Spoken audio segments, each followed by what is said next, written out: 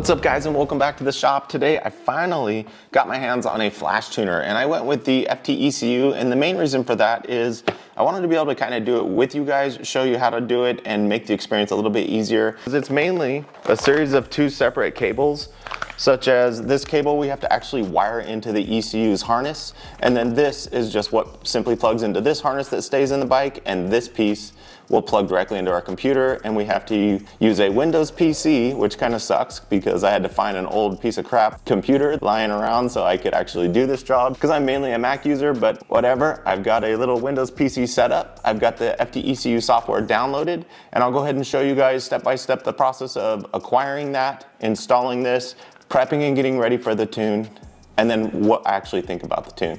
So let's get this bad boy started. I got it from TST Industries. I always love giving Bart and these guys money. This is a great company. I would go with them.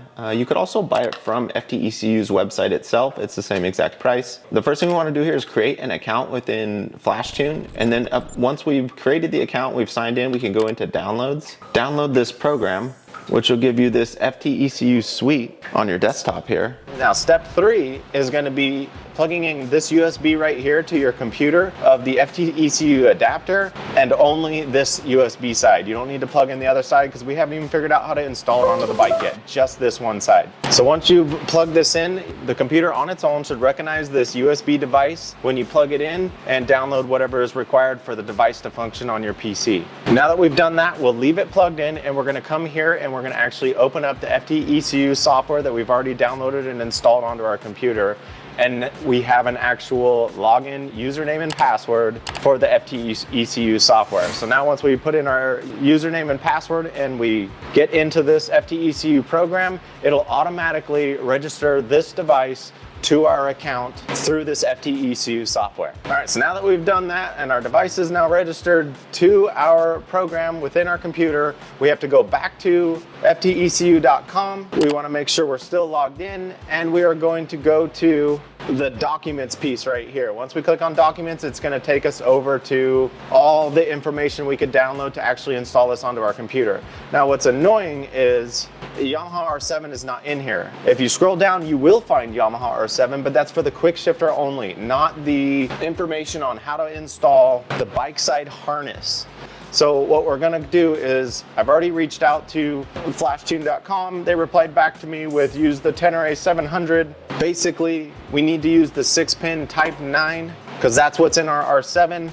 And these downloaded instructions here, they're going to show us how to do it on the Tenere, a MT-07, and other bikes basically, which means the ECU is going to be in a different location than what we need. But really, we don't really care because I'm going to show you guys how to get the ECU out of this R7. And the most important information here is what pins do we need to plug in to make this thing work. So that is what we're going to get with this download here. So the warning here is basically saying we can only use one of these documents. So we're going to download this Tenere and hope to God it works, because that's the only one we can get. And we're going to go ahead and download it. There we go. We'll go ahead and open up this document. It should be a PDF, and it's going to essentially tell us what pins we need to use to install and where you would get at the ECU. And like I said, we don't have one for the R7, so I'll show you where the ECU is and we'll get it out. So now that we have the information of how to do it, let's get to the bike and get this done. All right, we need the key to remove the seat here. We're gonna need to pop out these two little push pins here. You just push the centerpiece in, pull them out, and there we go. We'll get our toolkit out of the way. And next is to go after our seat, which are two 5mm hex keys down here. And we'll remove the seat. We have these 4 bolts right here that we need to get out. And on your bike, these might be black, and that's because I swapped the other bolts off of the rest of my bike. Don't forget these little washers right here. Don't lose these. They're gonna keep our fairings nice and to keep them from moving around. But your bolts might be black, not silver, and that's because I swapped them around. If you're interested in what I did, I'll go ahead and link that video right here. It basically took all these silver bolts off of the fairings of the bike that just look kind of dumb, and put them in hidden spots like this, and put the black bolts on the actual fairings of the bike, so the bike just looks 10 times cleaner.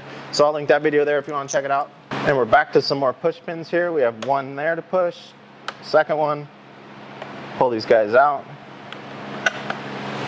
And that should provide us with some adequate room to kind of pull this apart slightly.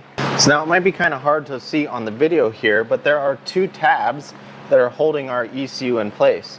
So technically you can reach your fingers under here and you can just pull it up, because you can see one of the tabs right there, and then there's another tab down here, and it's just rubber that's holding this ECU in place. So once we do that, we can easily pull this thing out like so. Well, push down inside here and then pull this larger tab up and off. There we go. So there's our ECU tab undone. We have some acceptable room here. I might try and weasel it down and through here if it will go, and it looks like it will. So now we have a little bit more room to kind of play with it. And what we need to do now, take this black piece off so that we could shove our own new wires within ports that are unused inside of this ECU harness. And what those obvious ports will do is give us the ability to tap into the ECU. With the kit here, we get and have to plug in 3 of these connectors inside the ECU, and then a grounding strap that we were going to put on the battery. And then we also get 2 small zip ties to help us reroute everything. So I'm going to be trying to use a 90-degree pick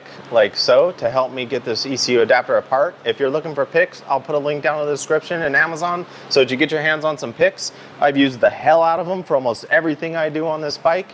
I believe picks are very important to have as a mechanic. So I'm applying pressure back here on the back by pushing with my thumb a little pressure here, and using my index finger to hold here, I'm able to pry up, and you can see the connector sliding forward. I'm gonna come over to the other side and do the same thing, which is a little harder to see, but I'm gonna pry up and slide forward. There we go. So once you got under these 2 with the pick, they came out really easy. And now I can see my entire internals of my wiring harness, and that's exactly what we want, because we are going to tap these new wires into it. We have one more major step we have to do to this harness to make sure that we can get into it. So again, using our pick, we're gonna reach in here on the top of the ECU connector that we had to remove to pull it off of the ECU.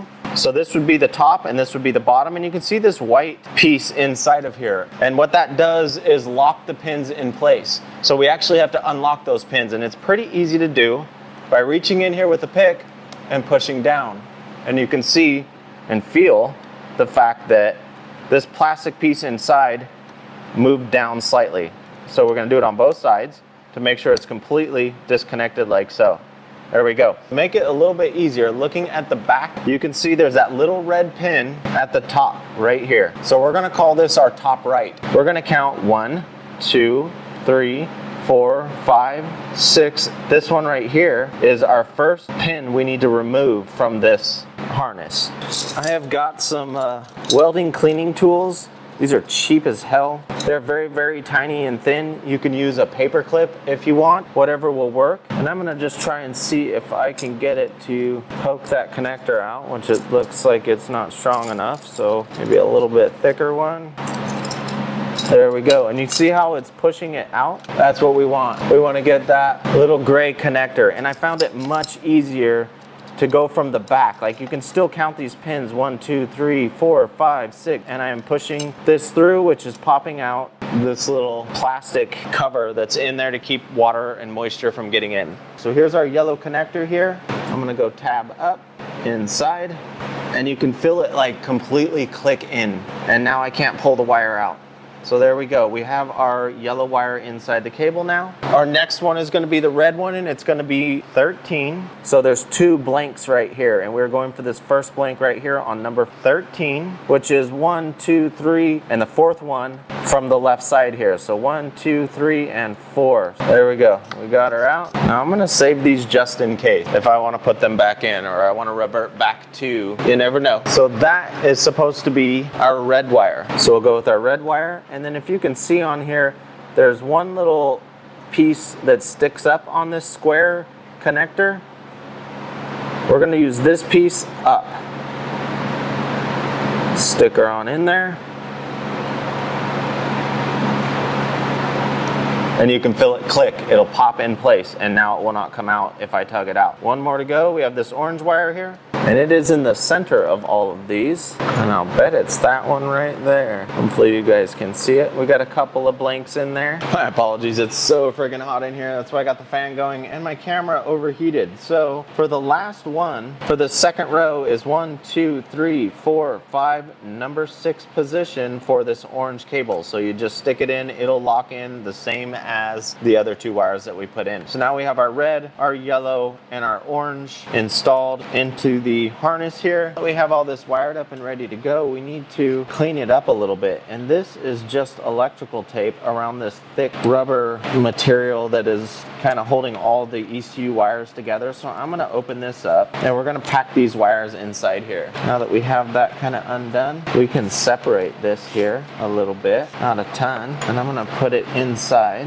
and just kind of close it like that, and then it'll leave this harness wire sticking out just slightly, but that's okay because we can roll this down like so, get our own electrical tape, and rewrap it up just to kind of keep it clean. There we go, we got that back on there. We still have our black connector sticking out, and the main reason for that is we are going to run all this back in, and then we're going to have to reroute this back through and put it on our grounding cable. So for now, we're going to leave it kind of out of the way. I'm going to put one more chunk of electrical tape on here towards the front as well. Instead of using all the zip ties they gave us, I'm going to go with that. So that looks a lot cleaner. Slide our top cap back on here, so we'll just put that back in there.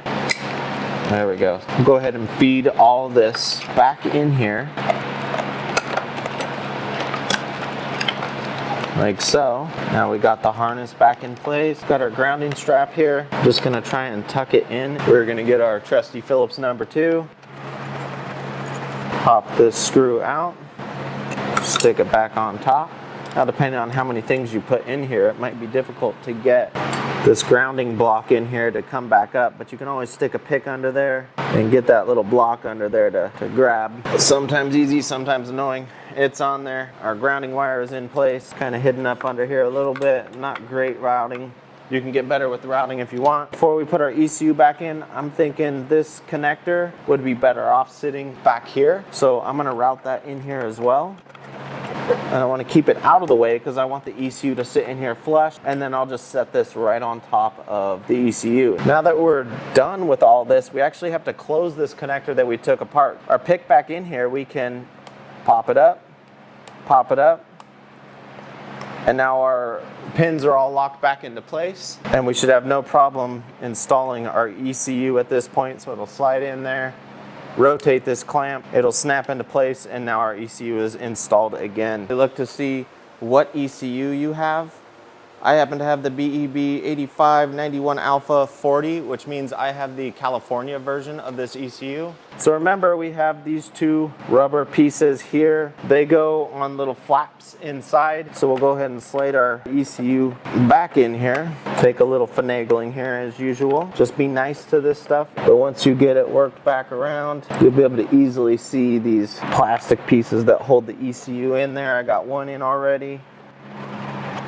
And there's the other one. And you won't feel it click into play, but you will see the little plastic pieces going through the little squares of the rubber ECU cover. So there we go, we are installed. We've got our connector here. We can run it all the way to the back. We want to leave this cap on, and it can just sit back there. So there's our installation piece, guys. That is how we get the FTECU installed onto our bike, at least the wiring harness that we need. We'll go ahead and start putting all this back together. Remember, we have these 2 push pins here that we need to pop out. Stick in, pop, there's 1, there's 2.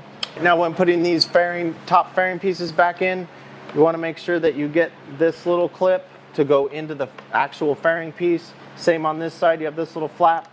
Bring your fairing out, pull that up, put that back in. That's going to hold the fairing in nicely. And remember, we have these little washers here that go inside.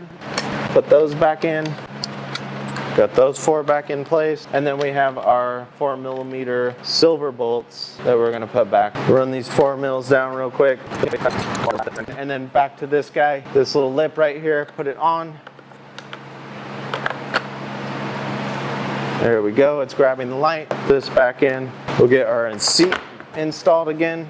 These are both 5mm. Put these back in.